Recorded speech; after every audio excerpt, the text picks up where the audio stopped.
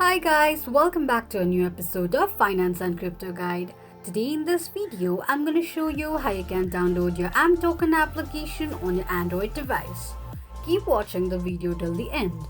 To download your ImToken application on your Android device, firstly go ahead and launch open your Play Store.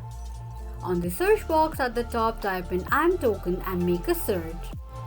You're going to see the search results displayed on the screen. Simply tap on Install button right next to the application to begin the downloading process.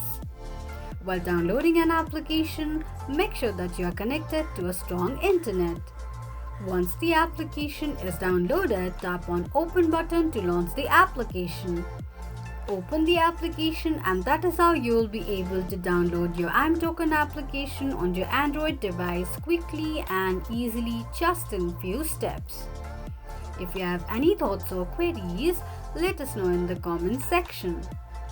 Don't forget to subscribe to our channel.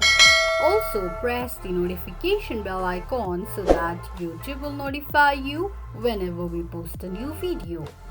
I hope this video was helpful to you. Thank you so much for watching.